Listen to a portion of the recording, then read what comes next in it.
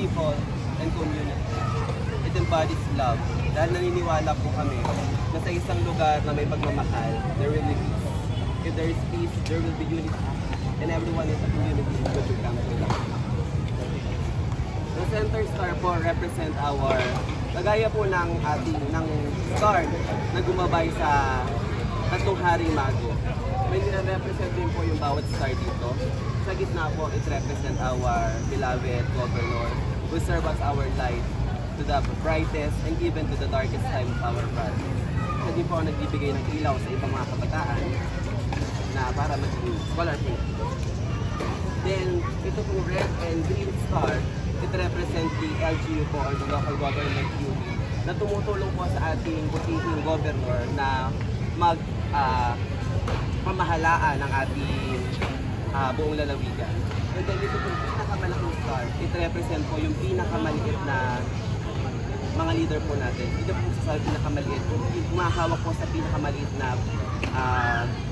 part po ng ating community, which is the barangay. Sila po sinisimbolo sa mga barangay na kung saan sila po yung tumutulong para ipatupad ang peace and order.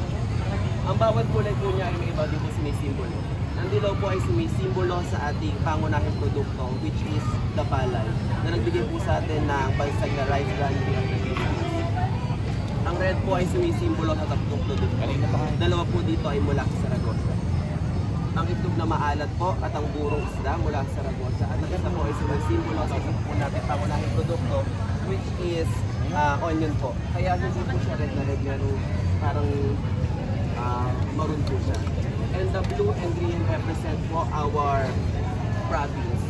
Ang ating fertile land na hindi lang po pang agrikultura, pwede din po sa tourism.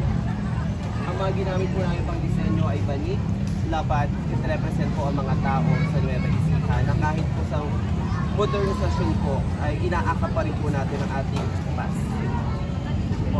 Ang aming po lantern ay gawa po siya sa dahon na kinaskas po ng mga bata para maging ano po siya, skeletal leaves.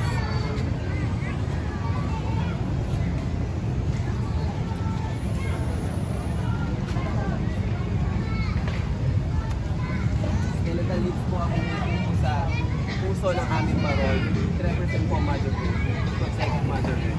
And then, ito pong gilid ay gawa po siya sa mga plastic cup na isa po sa mga pangunahing basura po sa aming paaralan. Yung pumili niya ay gawa po sa mga pinagbalatan ng Nigeria. Isa rin po sa mga basura na problema namin